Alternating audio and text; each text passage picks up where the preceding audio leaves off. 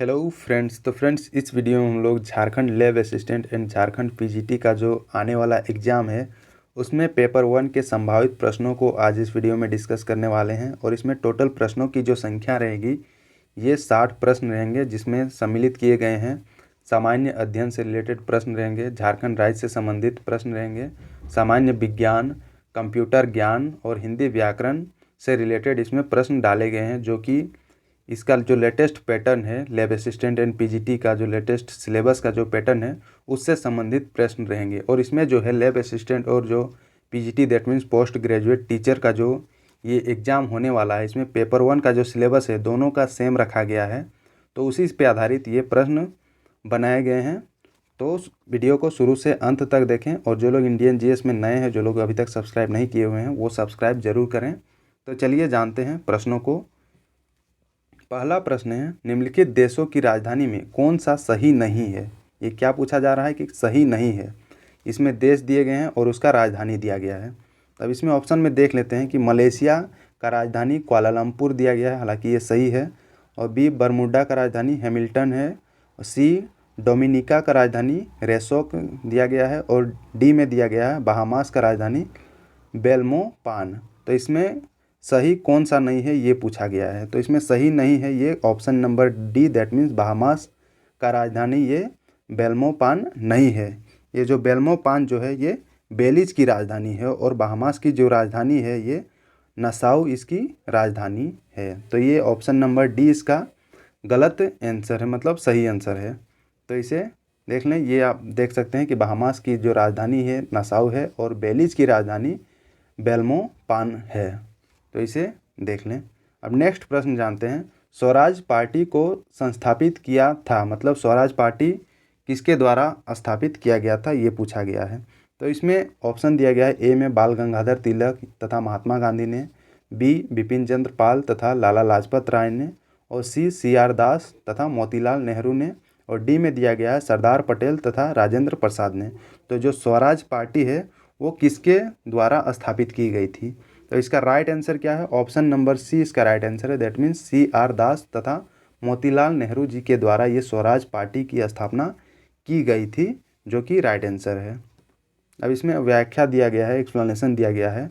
तो असहयोग आंदोलन की असफलता के बाद स्वराज पार्टी का गठन किया गया था, जो कि जनवरी 1923 में किया गया था। और इसमें जो सी आर दास और मोतीलाल नेहरू जी के द्वारा ये इस पार्टी का गठन किया गया था। सी आर दास इसके अध्यक्ष और तथा मोतीलाल नेहरू जो थे इसके महासचिव थे। तो ये याद रखें, इन दोनों जो व्याख्या इसमें दी गई है ये याद रखें। हो सकता है इससे रिलेटेड प्रश्न पूछे जा सकते हैं, तो इसे याद रखें। तो दोस्तों, प्रश्नों को अपने से हल करने का कोशिश करें। और जो जितना 60 में जितना आपको सही हुआ है वो आप कमेंट में बता सकते हैं कि आप कितना सही किए हैं। तो चलिए जानते हैं नेक्स्ट क्वेश्चन को। क्वेश्चन नंबर 3, दांडी यात्रा की गई थी, मतलब दांडी यात्रा जो है ये कब की गई थी। इसमें ऑप्शन दिया गया है, ए में 1932 में, बी 1931 में, सी 1929 में, और डी 1930 में।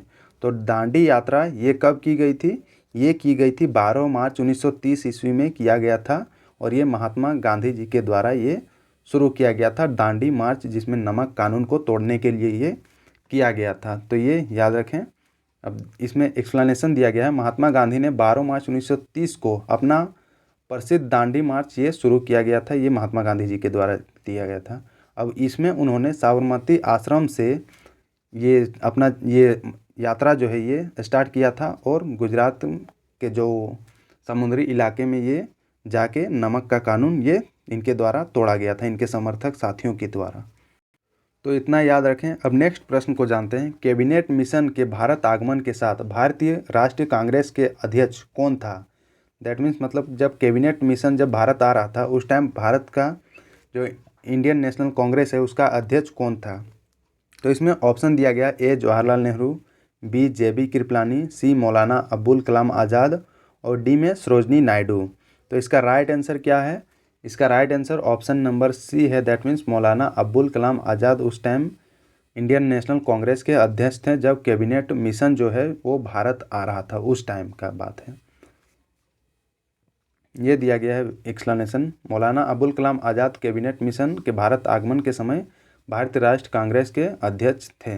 अब नेक्स्ट प्रश्न जानते हैं, काला पानी क्षेत्र को लेकर किन दो देशों के बीच विवाद है। मतलब जो काला पानी इलाका का जो डिस्प्यूट है वो किन दो देशों के बीच ये विवाद है। तो इसमें ऑप्शन दिया गया है, ए में भारत बांग्लादेश, बी भारत म्यांमार और सी भारत पाकिस्तान, और डी में दिया गया है भारत नेपाल। तो इसका राइट आंसर क्या होगा? इसका right answer option number D होगा। दैट मीन्स भारत और नेपाल के बीच ये काला पानी विवाद जो क्षेत्र है इसमें विवाद चल रहा है। हालांकि ये सॉर्ट आउट किया जा चुका है।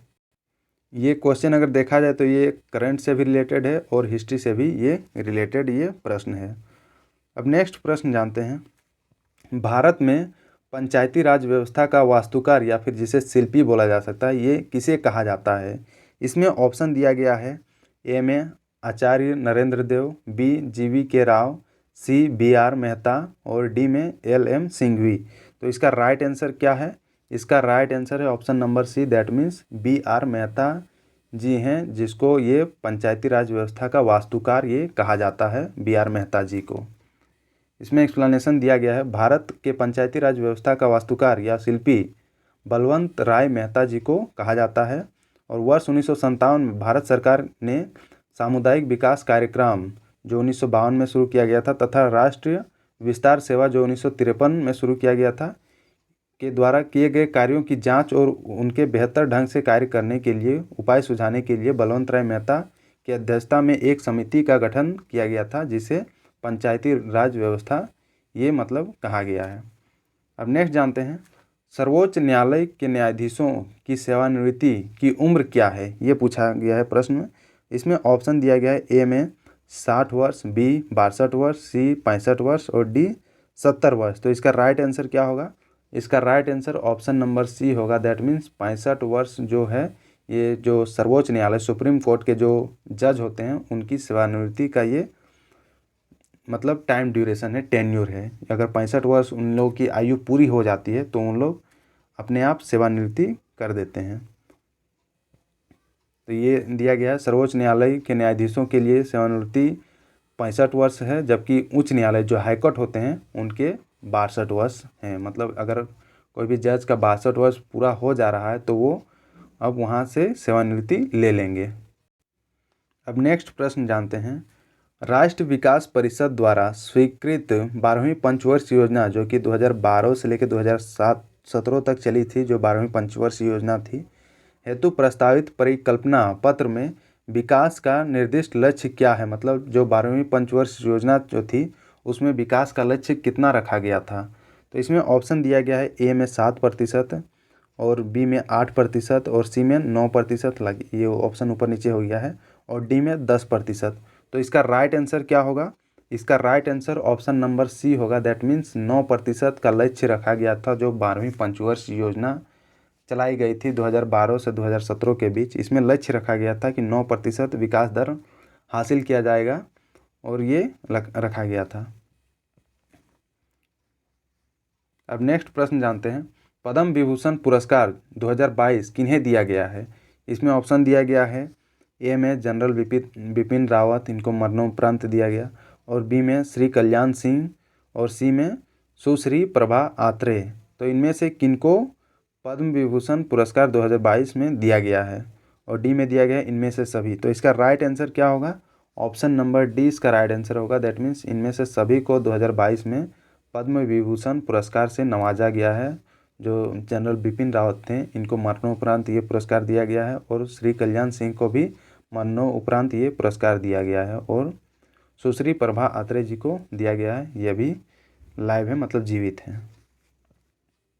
तो ये इसका एक्सप्लेनेशन दिया गया है, इसको एक बार पढ़ लें वीडियो को पॉज करके, ताकि आपको और अच्छे से समझ में आएगा।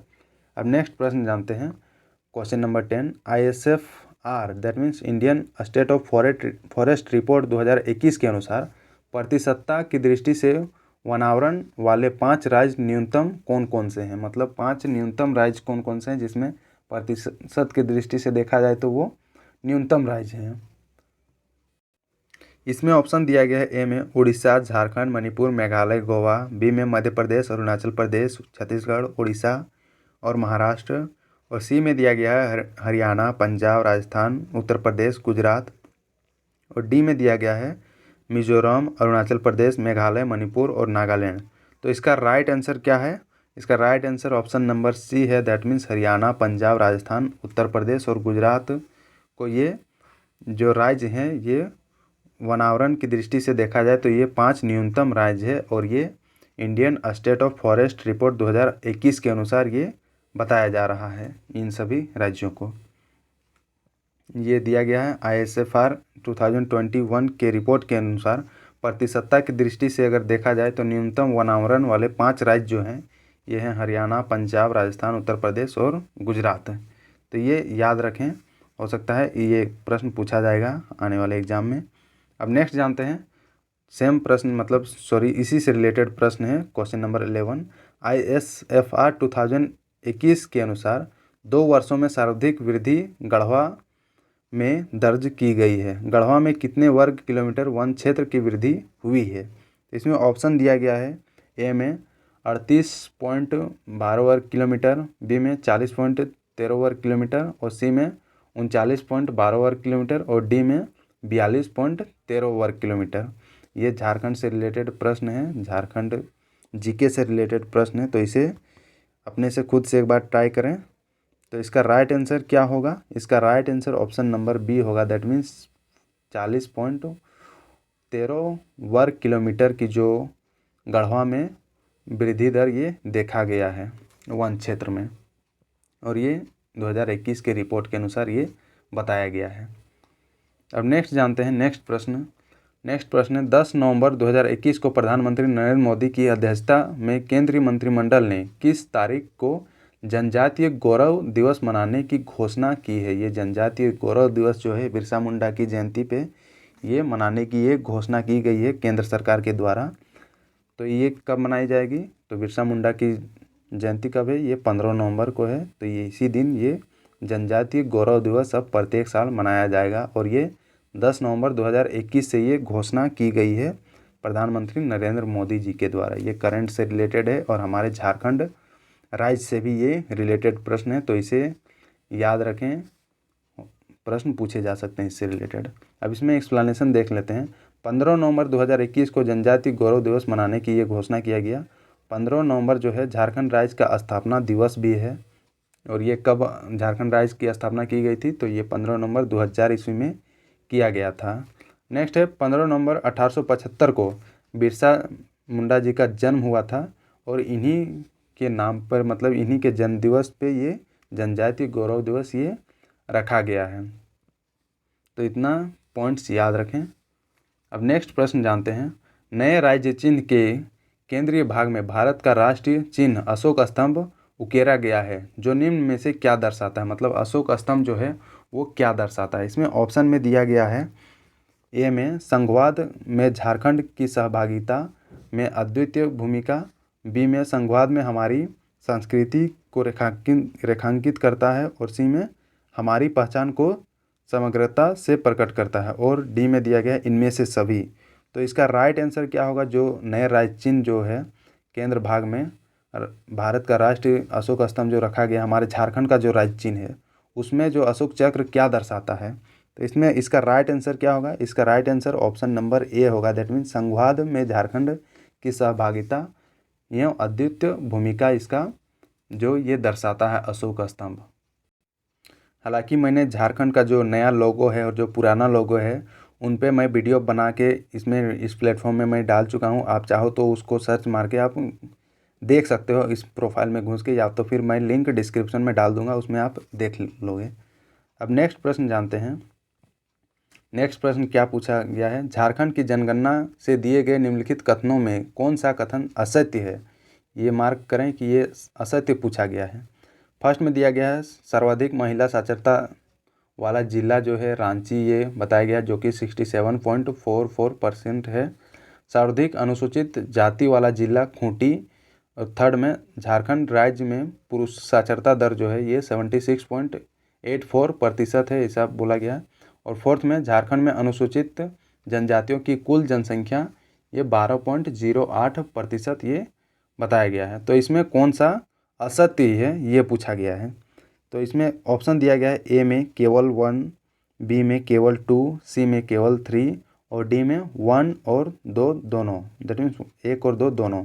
तो इसका राइट आंसर क्या होगा? जो असत्य स्टेटमेंट है ये है option number B, that means केवल 2 जो स्टेटमेंट है ये असत्य है। दैट मीन्स सर्वाधिक अनुसूचित जनजाति वाला जिला ये खूंटी नहीं है, ये असत्य। बाकी जो तीनों स्टेटमेंट जो है, सर्वाधिक महिला साक्षरता दर वाला जो जिला है ये रांची है, और झारखंड राज्य में पुरुष साक्षरता दर है ये 76.84% है, और झारखंड में अनुसूचित जनजातियों की कुल जनसंख्या जो है ये 12.08% है।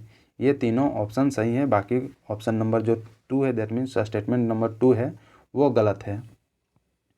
अब नेक्स्ट प्रश्न जानते हैं, झारखंड के किस चित्रकारी को भारत सरकार ने राज्य भौगोलिक विशिष्टता वाले कला की दर्जा देते बौद्धिका संपदा का अधिकार प्रदान किया है? तो इसमें ऑप्शन दिया गया है कोहबर चित्रकारी, मतलब ज्योग्राफिकल इंडिकेशन टैग किसको दिया गया है? और तो इसमें ऑप्शन ए में दिया गया है कोहबर चित्रकारी, बी में जादोपटिया चित्रकारी, सी में सोहराय चित्रकारी, और डी में इनमें से कोई नहीं। तो इसका राइट आंसर क्या होगा? इसका राइट आंसर ये होगा सोहराय चित्रकारी को ये ज्योग्राफिकल इंडिकेशन ये टैग दिया गया भारत सरकार के द्वारा, तो इसे याद रखें। अब इसका एक्सप्लेनेशन जान लेते हैं। जो सोहराय चित्रकारी जो है झारखंड की बौद्धिक संपदा का अधिकार प्राप्त हुआ है। सोहराय चित्रकारी को भारत सरकार ने राज्य भौगोलिक विशिष्टता वाली कला का दर्जा देते हुए बौद्धिक संपदा का अधिकार भी ये प्रदान किया गया है। इसके साथ ही भारत सरकार के भौगोलिक संकेतक के निबंधक से इसे GI that means geographical indication tag भी प्रदान किया गया है। तो ये सोहराय चित्रकारी काफ़ी इंपॉर्टेंट है, इससे रिलेटेड प्रश्न बन सकते हैं। अब नेक्स्ट प्रश्न जानते हैं, झारखंड राज्य का सबसे बड़ा संसदीय क्षेत्र कौन सा है? इसमें ऑप्शन दिया गया है ए पश्चिमी सिंहभूम, बी चतरा, सी रांची और डी हजारीबाग। तो इसका राइट आंसर क्या है? इसका राइट आंसर ऑप्शन नंबर ए है, दैट मीन्स पश्चिमी सिंहभूम जो है ये झारखंड राज्य का सबसे बड़ा संसदीय क्षेत्र है, और ये चतरा जो है ये सबसे छोटा संसदीय क्षेत्र है। तो ये दोनों याद रखें। अब नेक्स्ट जानते हैं, देख लें इसका एक्सप्लेनेशन दिया गया है। झारखंड राज्य का सबसे बड़ा संसदीय क्षेत्र ये पश्चिमी सिंहभूम है, जबकि सबसे छोटा जो है ये चतरा है। अब नेक्स्ट प्रश्न जानते हैं, झारखंड के किस महिला का चयन राज्यसभा में संथाली भाषा के अनुवादक के रूप में हुआ है? ये करंट से रिलेटेड ये क्वेश्चन है, तो इसे एक बार देख लें। तो इसमें ऑप्शन दिया गया है अंजुम केरकेटा, बी में परिधि मरांडी, सी में प्रिया मरांडी और डी में सुनीता उरांव। तो इसका राइट आंसर क्या होगा? इसका राइट आंसर ये होगा option number C, that means Priya Marandi ji को चुना गया है महिला के तौर पे, मतलब राज्यसभा में संथाली भाषा के अनुवाद के रूप में। मतलब ये जो है हिंदी भाषा को संथाली भाषा में ट्रांसलेट करेगी, या तो संथाली भाषा को हिंदी भाषा में ये ट्रांसलेट करेगी। तो इनको चुना गया है प्रिया मरांडी जी को, जो कि करंट से रिलेटेड है, तो इसे याद रखें। अब नेक्स्ट जानते हैं, झारखंड के चट्टानी संरचनाओं में निम्न में से किनका विस्तार सबसे अधिक है? इसमें ऑप्शन दिया गया है ए में धारवाड़ क्रम, बी में विंध्या क्रम, सी में गोंडवाना क्रम और डी आर्कियन क्रम। तो इसका राइट आंसर क्या होगा?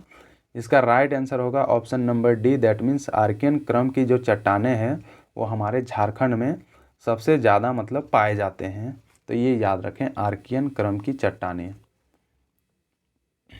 ये अब इसका एक्सप्लेनेशन देख लेते हैं। झारखंड की चट्टानी संरचनाओं में आर्कियन क्रम का विस्तार जो है वो सबसे अधिक है, और ये आर्थिक सर्वेक्षण 2019-20 के अनुसार आर्कियन क्रम की चट्टानें जो है 85% भूभाग में विस्तार है, ऐसा ये बताया गया है आर्थिक सर्वेक्षण दैट मीन्स इकोनॉमिक सर्वे 2019-20 के अनुसार। अब नेक्स्ट क्वेश्चन जानते हैं, जनसंख्या की दृष्टि से झारखंड की सबसे बड़ी जनजाति कौन सी है? इसमें ऑप्शन दिया गया है ए में हो, बी मुंडा, सी संथाल और डी में उराव। तो इसका राइट आंसर क्या होगा? इसका right answer option number C होगा, दैट मीन्स संथालों की जो जनसंख्या है झारखंड में सबसे बड़ी जनजातीय जनसंख्या ये हमारे झारखंड में संथाल लोगों की, तो ये याद रखें। अब नेक्स्ट ये इसका एक्सप्लेनेशन देख लेते हैं। जनसंख्या की दृष्टि से जनजातियों का क्रम जो है ये इस प्रकार है, संथाल सबसे ज़्यादा है, उसके बाद उरांव, उसके बाद मुंडा, उसके बाद हो की जनसंख्या ज़्यादा है। हो सकता है ये इंक्रीजिंग या फिर डिक्रीजिंग ऑर्डर में पूछ ले, तो ये याद रखें कि सबसे ज़्यादा किसका है? संथाल का, उसके बाद उरांव का, उसके बाद मुंडाओं का, उसके बाद हो जनजाति का जनसंख्या है। और ये अगर नंबर वाइज अगर पूछा जाए कि कितनी जनसंख्या है तो ये भी देख सकते हैं कि 24,10,000 क्या दाएँ सैकड़ा हज़ार 10,000 लाख 10 लाख 24,10,509 है संथालों की, और उरांव की 13,90,459 और मुंडाओं की 10,49,767 है, और हों की जो जनसंख्या है 7,44,850। ये टोटल जनसंख्या है इन सभी की। तो ये याद रखें, हो सकता है इसमें इससे रिलेटेड प्रश्न पूछे जा सकते हैं। अब नेक्स्ट जानते हैं नेक्स्ट प्रश्न क्या है।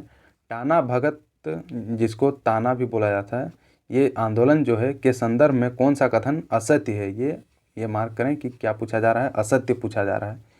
इसमें दिया गया है ऑप्शन नंबर ए में, टाना भगत आंदोलन का प्रारंभ जतरा भगत के नेतृत्व में 21 अप्रैल 1914 ईस्वी में झारखंड के गुमला जिले से हुआ। ऑप्शन नंबर बी में दिया गया है, इस आंदोलन का प्रमुख उद्देश्य स्वशासन की स्थापना करना था तथा यह एक प्रकार का सांस्कृतिक आंदोलन था। उसी में यह गांधीवादी तरीके से लड़ा गया पहला आदिवासी अहिंसक आंदोलन था। और डी में दिया गया है, टाना भगतों ने कांग्रेस के 1922 के रामगढ़ अधिवेशन में भाग लिया था। तो इसका राइट आंसर क्या होगा? इसका राइट आंसर ये होगा option number D, that means Tana भगतों जो जितने भी थे वे सभी कांग्रेस के 1922 का जो रामगढ़ अधिवेशन हुआ था उसमें इन सभी की भागीदारी थी, मतलब वहाँ पर जाके पार्टिसिपेट किए थे। और ये रामगढ़ अधिवेशन कब किया गया था? ये 1922 ईस्वी में हमारे झारखंड में एकमात्र अधिवेशन जो किया गया था। इसे भी याद रखें।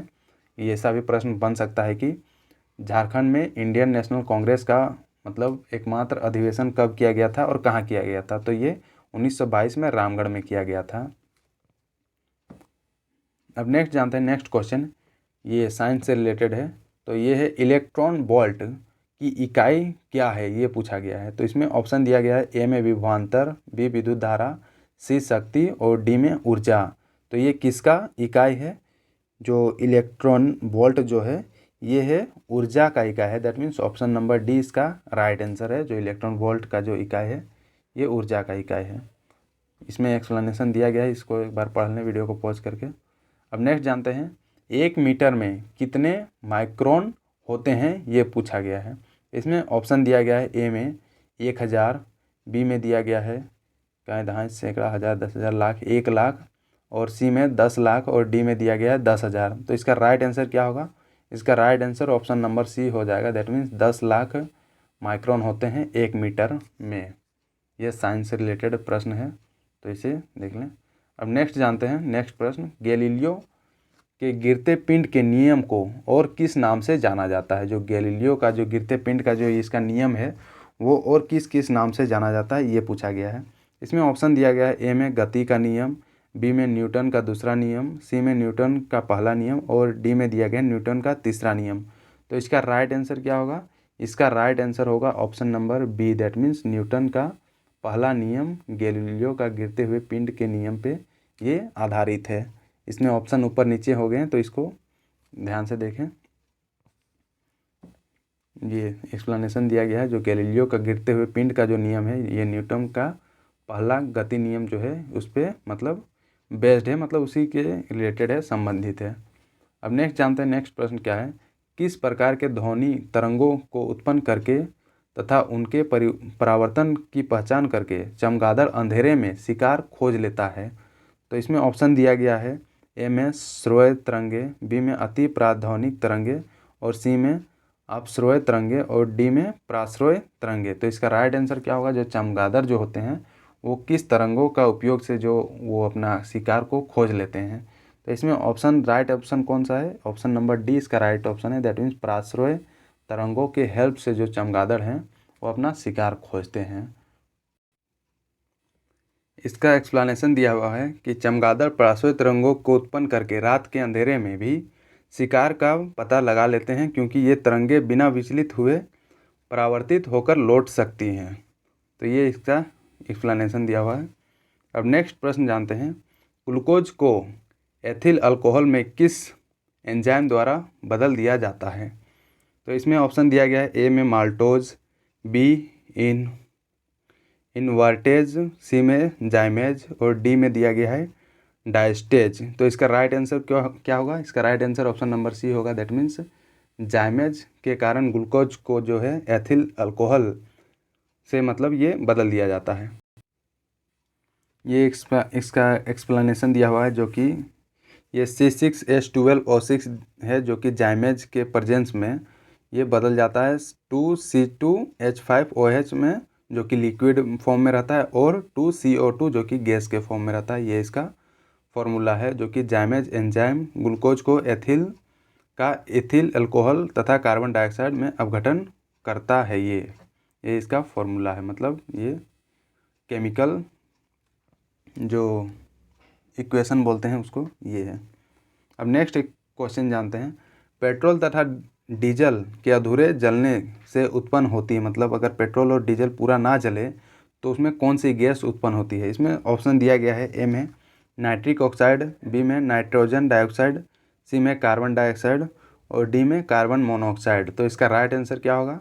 इसका right answer option number D इसका हो जाएगा। That means carbon monoxide gas उत्पन्न होता है अगर पेट्रोल और डीजल जो है वो अगर पूरा तरीके से ना जले तो कार्बन मोनोऑक्साइड गैस उत्पन्न होता है।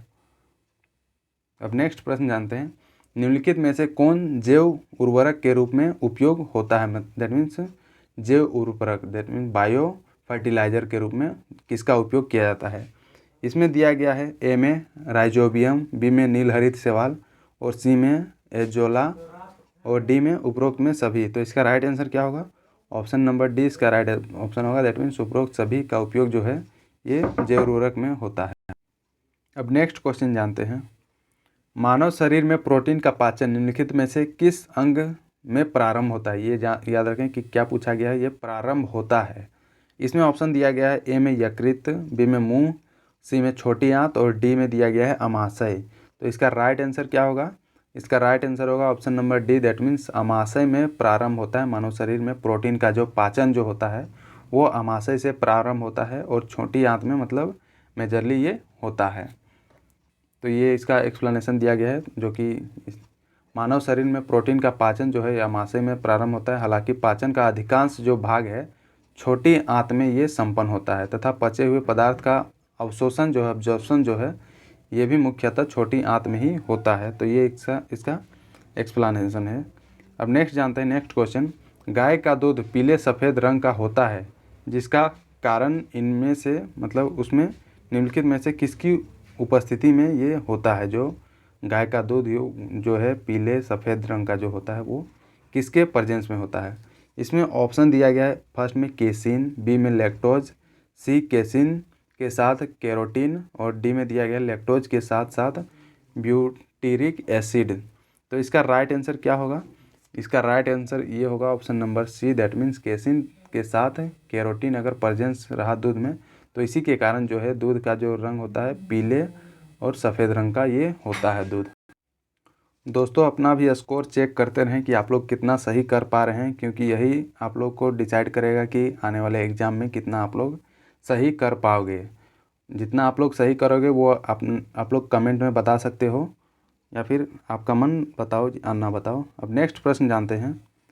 नेक्स्ट प्रश्न क्या है? स्टेथोस्कोप में रोगी की दिल की धड़कन की ध्वनि डॉक्टर के कानों तक पहुंचती है, तो ये किसके द्वारा पहुंचती है? इसमें ऑप्शन दिया गया है, ए में दिया गया ध्वनि के बहुविवर्तन द्वारा, बी में ध्वनि के बहुपरावर्तन द्वारा और सी में ध्वनि के ध्रुवन द्वारा और डी में दिया गया ध्वनि के बहु अपवर्तन के द्वारा। तो इसका राइट आंसर क्या होगा? ये इसका राइट आंसर होगा option number B. That means ध्वनि के बहु परावर्तन के द्वारा जो है स्टेथोस्कोप में ये रोगी के दिल से जो धड़कन की ध्वनि होता है वो डॉक्टर के कानों तक पहुंचती है। ये ध्वनि के बहु परावर्तन के द्वारा ये होता है, तो ये याद रखें। अब नेक्स्ट जानते हैं, नेक्स्ट क्वेश्चन क्या है? निम्न में से कौन सा ऑपरेटिंग सिस्टम निर्दिष्ट समय बाध्यता, that means specified time constant के अंदर प्रतिक्रिया की गारंटी देता है? तो इसमें ऑप्शन दिया गया है, ए में real time operating system, B में टाइम शेयरिंग ऑपरेटिंग सिस्टम और सी में distributed operating system, D interactive operating system. तो इसका राइट आंसर क्या होगा? इसका राइट आंसर ये होगा option number A. That means real time operating system के द्वारा जो है जो एक ऑपरेटिंग सिस्टम जो है ये वो निर्दिष्ट समय बाध्यता के अंदर प्रतिक्रिया की गारंटी ये देता है। तो ये कंप्यूटर से रिलेटेड अब प्रश्न स्टार्ट हो गए हैं, तो इसे अच्छे से करें। अब नेक्स्ट जानते हैं नेक्स्ट प्रश्न, कंप्यूटर के संदर्भ में उबुंटू क्या है? जो उबुंटू ये है, ये क्या है कंप्यूटर के संदर्भ में, ये पूछा गया है। इसमें ऑप्शन में दिया गया है ए कैनोनिकल लिमिटेड द्वारा प्रायोजित एक ओपन सोर्स ऑपरेटिंग सिस्टम जो है, और बी में दिया गया है माइक्रोसॉफ्ट की एक एंटीवायरस सॉफ्टवेयर, सी माइक्रोसॉफ्ट का एक एंड्रॉयड आधारित सर्च इंजन, और डी में मोजिला फाउंडेशन का एक सर्च इंजन। तो इसका राइट आंसर क्या होगा? इसका राइट आंसर ये ऑप्शन नंबर ए होगा। दैट मीन्स कैनोनिकल लिमिटेड के द्वारा ये एक इन्वेंट किया गया ये ओपन सोर्स ऑपरेटिंग सिस्टम है जिसका नाम है उबुंटू, ये याद रखें। तो ये दिया गया है इसका एक्सप्लेनेशन। कंप्यूटर के संबंध में उबुंटू जो है एक ओपन सोर्स ऑपरेटिंग सिस्टम है, और इसे जो है कैनोनिकल लिमिटेड द्वारा विकसित किया गया है, और ओपन सोर्स ऑपरेटिंग सिस्टम में सोर्स कोड सार्वजनिक रूप में और संपादन योग्य होता है, और लिनक्स भी एक ओपन सोर्स ऑपरेटिंग सिस्टम है। तो ये भी याद रखें, लिनक्स और उबुंटू जो है ये दोनों ओपन सोर्स ऑपरेटिंग सिस्टम है। अब नेक्स्ट क्वेश्चन जानते हैं, इंटेल कोर i3 का क्या अर्थ है? इसमें मतलब i7 जो है, i7, i3, i5, i6 ये जो सीरीज जो है, इसमें ये क्या शो करता है, ये पूछा गया है। तो इसमें ऑप्शन दिया गया है, ए में प्रोसेसर, बी रैम, सी रोम, और डी में हार्ड डिस्क। तो इसमें क्या शो करता है? ये प्रोसेसर को शो करता है, जो i7, i5 और ये जो लैपटॉप में जो होते हैं, जो कि इंटेल कोर का जो प्रोसेसर है, इसको काफ़ी बेस्ट माना जाता है, क्योंकि इसमें जो कार्य जो होते हैं जो स्मूथली ये होते हैं एज कम्पेयर टू अदर जो प्रोसेसर होते हैं उन सभी के कंपेयर में अगर देखा जाए तो ये अगर आप लैपटॉप लेने जा रहे हैं तो ये आप देख लें कि कौन सा प्रोसेसर है। अगर इंटेल कोर का है तो ये काफ़ी अच्छा माना जाता है ऐसा, तो ये जान लें। अब नेक्स्ट जानते हैं, नेक्स्ट प्रश्न क्या है, एक डेटाबेस से डाटा प्राप्त करने के लिए निम्नलिखित में से किस लैंग्वेज का प्रयोग किया जाता है? इसमें दिया गया है, ए में ASP.NET, बी में जावा, सी में SQL, और डी में दिया गया है C++। तो इसका राइट आंसर क्या होगा? इसका राइट आंसर होगा option number C. That means SQL जो है ये एक डेटाबेस से डाटा प्राप्त करने के लिए ये एक इसका उपयोग किया जाता है, और ये एक लैंग्वेज है जिसका जो फुल फॉर्म जो होता है ये स्ट्रक्चर्ड क्वेरी लैंग्वेज इसका फुल फॉर्म होता है। अब नेक्स्ट प्रश्न जानते हैं। नेक्स्ट प्रश्न है, एक औपचारिक भाषा जिसका जानकारी या ज्ञान को व्यक्त करने के लिए इस्तेमाल किया जाता है, ये इस्तेमाल लिखा हुआ है, इस्तेमाल किया जाता है, वह क्या है? तो इसमें दिया गया है, ए में command language, B machine language, C markup language, और डी मॉडलिंग भाषा। तो इसका राइट आंसर क्या होगा? इसका राइट आंसर ये होगा मॉडलिंग भाषा, ये इसका होगा, जो कि एक औपचारिक भाषा जिसका जानकारी या फिर ज्ञान को व्यक्त करने के लिए इस्तेमाल किया जाता है। अब नेक्स्ट जानते हैं नेक्स्ट क्वेश्चन, इनमें से कौन सी कंप्यूटर भाषा नहीं है, ये पूछा गया है। इसमें दिया गया ऑप्शन में ए फोर्ट्रॉन, बी कोबोल, सी पास्कल, और डी अंग्रेजी। तो इसका राइट आंसर क्या होगा? इसका राइट आंसर ये होगा ऑप्शन नंबर डी, ये अंग्रेजी जो है ये कंप्यूटर भाषा नहीं है। बाकी ये जितने भी हैं ए फोर्ट्रॉन, कोबोल और पास्कल, ये सभी कंप्यूटर भाषाएं हैं। तो ये कंप्यूटर से रिलेटेड क्वेश्चन है, जो लोगों को थोड़ा बहुत कंप्यूटर आती होगी तो वो आसानी से कर सकते हैं, ज़्यादा उतना हार्ड भी प्रश्न इसमें नहीं पूछे जाते हैं। अब नेक्स्ट प्रश्न जानते हैं, माइक्रोसॉफ्ट वर्ड 2010 में फंक्शनल कुंजी दैट मीन्स फंक्शन की F7 का उपयोग किस लिए किया जाता है, ये प्रश्न पूछा गया है। ये वर्ड एक्सेल से काफ़ी प्रश्न पूछे जाते हैं, मतलब इसका शॉर्ट की वगैरह जो बहुत पूछे जाते हैं, तो वो एक बार याद करें जितने भी उसके शॉर्ट कीज हैं और उसका क्या फंक्शन है, ये सभी चीज़ें, ताकि आसानी हो। एक दो प्रश्न इससे रिलेटेड रहते ही रहते हैं। अब इसमें ऑप्शन दिया गया है, ए में इसका उपयोग हेल्प विंडो को खोलने के लिए किया जाता है, बी में दिया गया है इसका उपयोग सर्च कुंजी दैट मीन्स सर्च की के रूप में किया जाता है, और सी में दिया गया है इसका उपयोग फाइलों और फोल्डरों के नाम बदलने के लिए किया जाता है, और डी में दिया गया है कि इसका उपयोग वर्तनी जांच that means spelling check spelling check और व्याकरण जांच दैट मीन्स ग्रामर चेक के लिए किया जाता है। तो इसका राइट आंसर क्या होगा?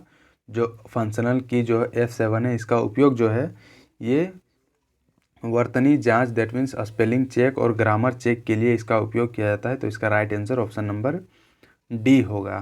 तो ये याद रखें। अब नेक्स्ट जानते हैं नेक्स्ट क्वेश्चन, निम्नलिखित में से कौन सी बाहरी स्टोरेज डिवाइस है नहीं है, ये पूछा गया नहीं है, that means external storage device ये नहीं है। इसमें दिया गया है ऑप्शन में ए में CD रोम, बी DVD रोम, सी पेन ड्राइव और डी रैम। तो इसका राइट आंसर क्या होगा? जो कि एक्सटर्नल डिवाइस नहीं है ये पूछा गया है। तो ये इसका राइट आंसर होगा option number D, that means जो रैम जो है ये एक इंटरनल डिवाइस है, स्टोरेज डिवाइस है। रैम रोम जो भी ये होते हैं ये इंटरनली सेटअप होते हैं, बाकी ये जितने भी CD रोम पेन ड्राइव ये एक्सटर्नल स्टोरेज डिवाइस हैं। तो इतना याद रखें। अब नेक्स्ट जानते हैं नेक्स्ट क्वेश्चन क्या पूछा गया है, निम्नलिखित में से कौन एक इनपुट डिवाइस नहीं है, दैट मीन्स इनपुट डिवाइस नहीं है। इसमें दिया गया है एक में स्कैनर, सेकंड में दिया गया है जॉयस्टिक और थर्ड में दिया गया है प्लॉटर। तो इनमें से कौन इनपुट डिवाइस नहीं है जो कंप्यूटर में ये यूज किया जाता है? तो इसमें ऑप्शन दिया गया ए में केवल 1, बी केवल 2, सी केवल 3 और डी में दिया गया 1 और 2 दोनों, मतलब इनपुट डिवाइस नहीं है ये पूछा गया है। तो इसका राइट आंसर क्या होगा? इसका right answer option number C होगा, दैट मीन्स केवल 3 जो है ये प्लॉटर जो है ये इसका इनपुट डिवाइस नहीं है। बाकी जो स्कैनर जो है ये भी इनपुट डिवाइस है। जैसे कि हम लोग कोई भी डॉक्यूमेंट वगैरह स्कैन करते हैं, मतलब उसको इनपुट देते हैं ताकि वो उसको स्कैन करके प्रिंट आउट आउटपुट दे पाए। और जो जॉयस्टिक जो होता है ये स्टिक टाइप का होता है जो कि यूज किया जाता है चीज़ों को आइकन वगैरह को टच वगैरह करने के लिए। तो ये याद रखें, ये एक्सप्लेनेशन दिया हुआ है, इसको एक बार चाहे तो आप पढ़ सकते हैं वीडियो को पॉज करके। अब नेक्स्ट क्वेश्चन जानते हैं, किसी भी दिशा में कंप्यूटर स्क्रीन पर किसी ऑब्जेक्ट को स्थानांतरित करने के लिए उपयोग किया जाने वाला निम्न में से कौन सा एक पॉइंटिंग डिवाइस है, ये पूछा गया। तो इसमें दिया गया है ऑप्शन में ए में मॉडम, सी में फ्लॉप्टिकल, डी में जॉयस्टिक और बी में जॉयस्टिक और डी में दिया गया है सर्वर। ये ऑप्शन ऊपर नीचे हो गए हैं तो इससे कंफ्यूज ना करें। तो इसका राइट आंसर क्या होगा? इसका right answer option number B होगा, दैट मीन्स जॉयस्टिक। ये इसका राइट आंसर होगा। ये पिछला वाले क्वेश्चन में ये भी पूछा गया है कि जॉयस्टिक ये देख रहे हैं ये जो कि इनपुट डिवाइस है और ये यही इसका इनपुट डिवाइस है जो कि ये क्या काम करता है कि किसी भी दिशा में कंप्यूटर स्क्रीन पर किसी ऑब्जेक्ट को स्थानांतरित करने के लिए इसका उपयोग किया जाता है। अब नेक्स्ट जानते हैं नेक्स्ट क्वेश्चन क्या है। अब ये हिंदी के प्रश्न जो स्टार्ट हो गए हैं, जो कि टोटल 20 प्रश्न पूछे जाते हैं हिंदी के, तो टोटल 20 प्रश्न इसमें हैं। तो इसको ध्यान से देखें। छंद कितने प्रकार के होते हैं ये प्रश्न पूछा गया है। इसमें ऑप्शन दिया गया है ए में 2, बी 3, सी 4 और डी 5। तो इसका राइट आंसर क्या होगा? ऑप्शन नंबर बी इसका राइट आंसर है, दैट मीन्स छंद जो है ये टोटल 3 प्रकार के छंद होते हैं। अब नेक्स्ट प्रश्न जानते हैं, पुल्लिंग स्त्रीलिंग शब्द युग्म की दृष्टि से कौन सा युग्म जो है वो अशुद्ध है, मतलब सही नहीं है?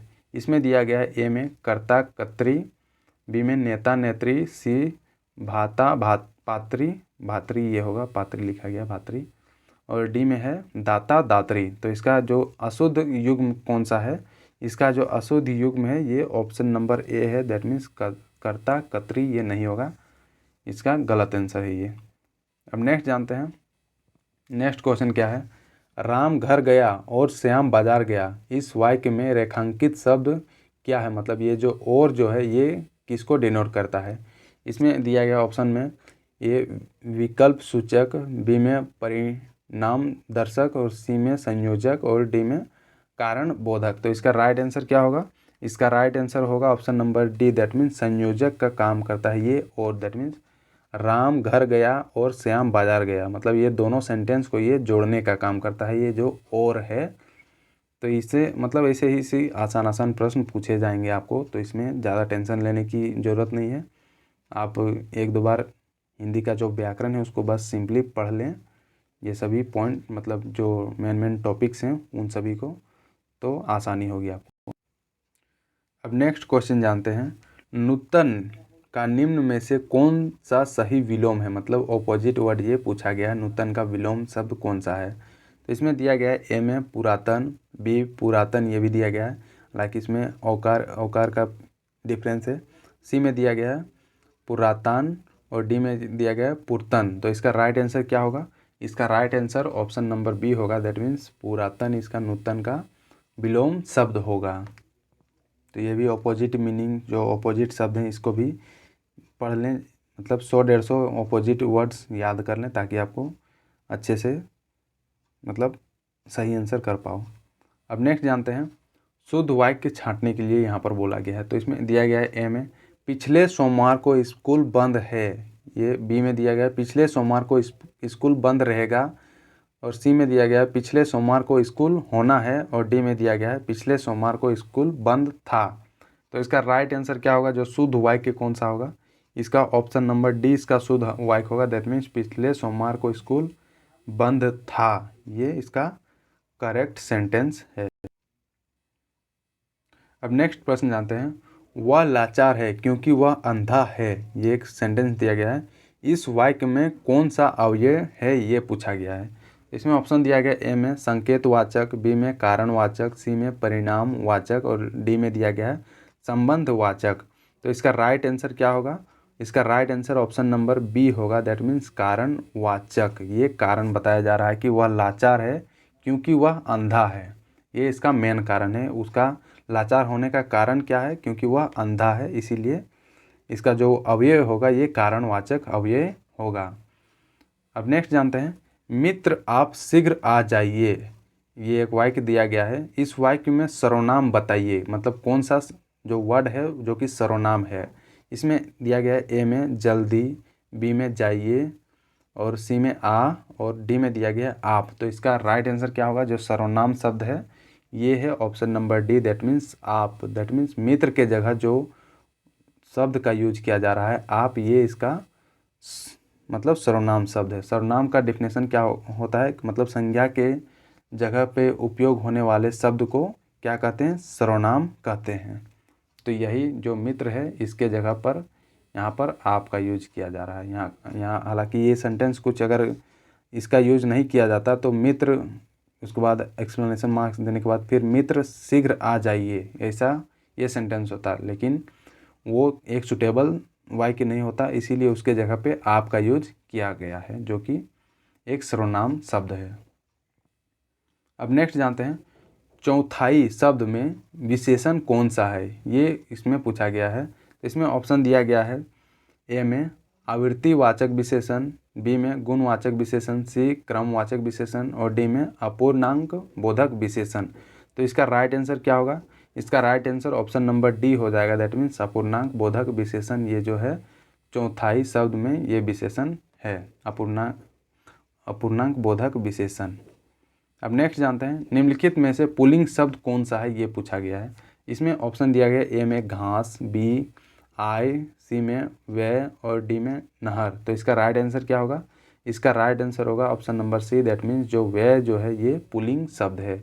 ये भी आप देख लें, जो स्त्रीलिंग पुल्लिंग जो शब्द हैं ये काफ़ी मतलब डिफरेंट रहते हैं, ये पता नहीं चलते हैं कि कौन सा शब्द जो है वो पुल्लिंग है और कौन सा शब्द स्त्रीलिंग है। तो इसको एक दो बार देख लें, जितने भी पुल्लिंग स्त्रीलिंग शब्द हैं उसको रट लें हो सके तो, क्योंकि एक क्वेश्चन इससे बनता ही बनेगा और आने वाले एग्जाम में आएगा ही। अब नेक्स्ट जानते हैं, सुत शब्द का स्त्रीवाचक बनाने के लिए किस प्रत्यय का प्रयोग किया जाता है। इसमें ऑप्शन दिया गया है ए में ता, बी आ, सी में इस और डी में दिया गया है इक। तो इसका राइट आंसर क्या होगा, इसका right answer option number B जो है इसका यूज किया जाएगा। सुत शब्द का जो स्त्रीवाचक अगर बनाया जाएगा तो इसमें आ का यूज किया जाएगा। अब नेक्स्ट जानते हैं, देवऋषि के लिए सही संधि विच्छेद को चुने, मतलब इसका संधि विच्छेद करने के लिए बोला गया है और इसमें ऑप्शन दिया गया है कि कौन सा जो संधि विच्छेद किया गया है वो सही है। इसमें ऑप्शन नंबर ए में दिया गया है देवा प्लस ऋषि, बी में देव प्लस अऋषि और सी में दिया गया है देव प्लस ऋषि और डी में देव प्लस ऋषि, दव प्लस ऋषि। तो इसका राइट आंसर क्या होगा? इसका right answer option number C होगा। दैट मीन्स देव प्लस ऋषि जो है देव ऋषि का संधि विच्छेद होगा। और ये संधि विच्छेद से भी एक प्रश्न रहता ही रहता है, तो इसे भी देख लें। हिंदी व्याकरण को एक बार आप पढ़ लें ताकि इजीली होगा और इस एग्ज़ाम को क्लियर कर पाओगे। नेक्स्ट जानते हैं, नीलगाय में निम्न में से कौन सा समास है?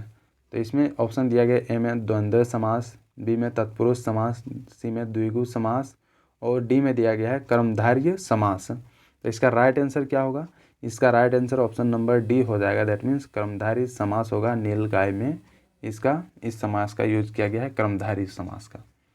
अब नेक्स्ट जानते हैं, सु उपसर्ग से बना शब्द निम्न में से कौन सा है? इसमें ऑप्शन दिया गया है सबोध, बी में शोध, सी में सुबोध और डी में दिया गया सुबोध। तो इसका राइट आंसर क्या होगा?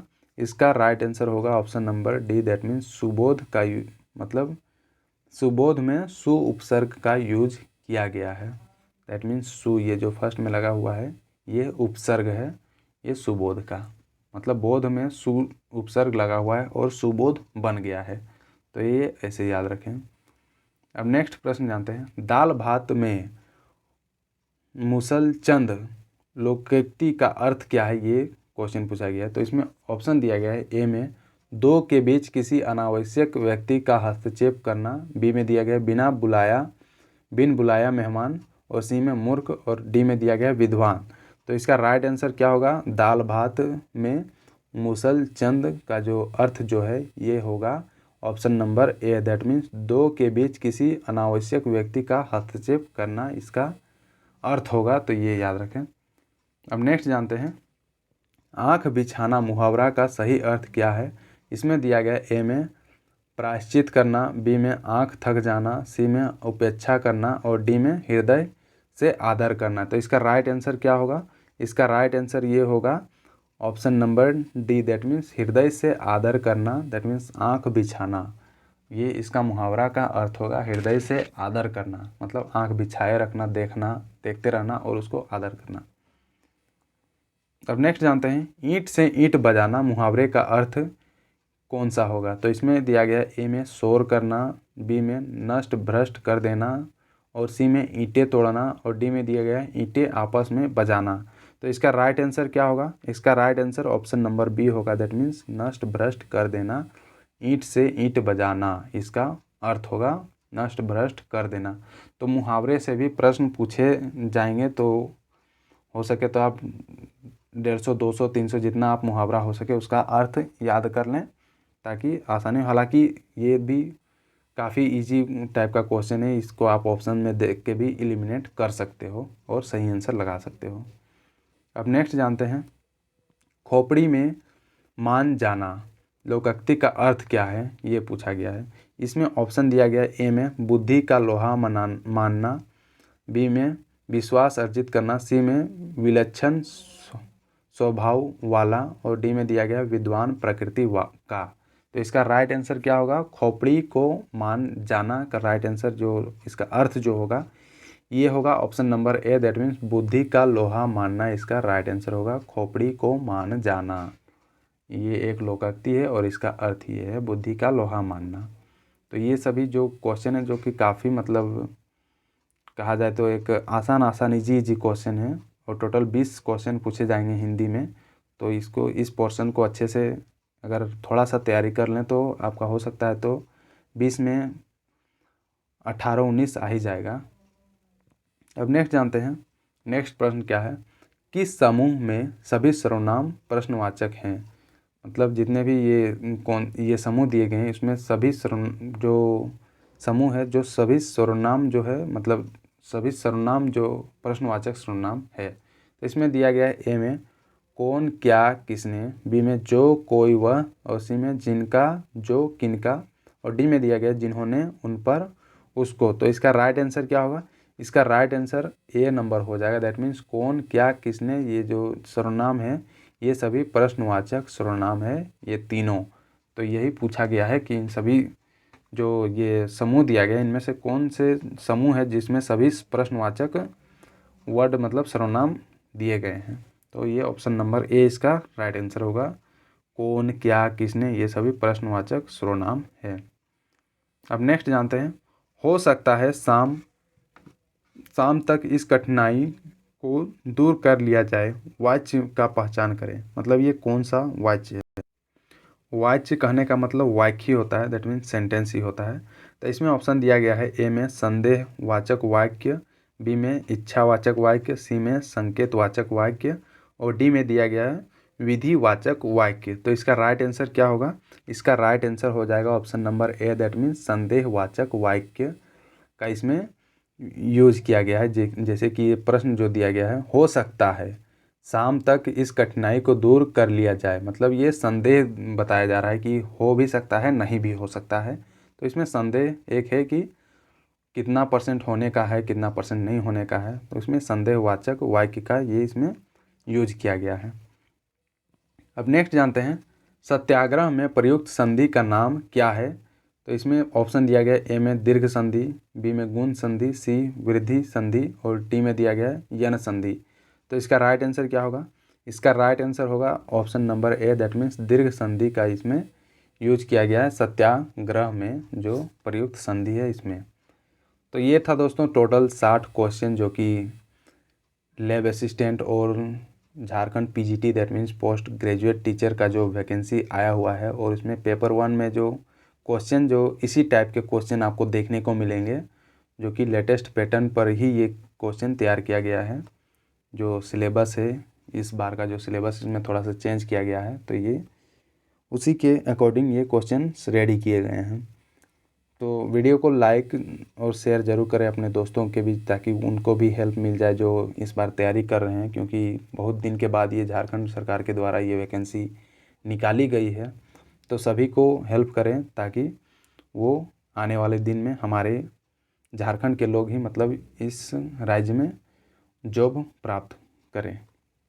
और इसमें जो लोग इंडियन जीएस में जो नए हैं, जो लोग अभी तक सब्सक्राइब नहीं किए हुए हैं, वो सब्सक्राइब ज़रूर कर लें और सब्सक्राइब करके बेल आइकन ज़रूर दबाएं, ताकि आपको रेगुलर नोटिफिकेशन मिलती रहे। और अगर आपको इसी तरह अगर और भी सेट अगर चाहिए, हालांकि चाहिए ही चाहिए, क्योंकि अगर आप फॉर्म भरे हो तो इसका एग्ज़ाम तो देना ही पड़ेगा आपको, चाहे कैसे भी हो, क्योंकि जॉब तो हर एक को चाहिए। और ये जो निकला हुआ जॉब है, जो काफ़ी अच्छा जॉब है हमारे झारखंड लोगों के लिए। तो वीडियो को शेयर करें और सभी को बताएं इस चैनल के बारे में, ताकि फैले ये और भी ज़्यादा। तो थैंक यू दोस्तों।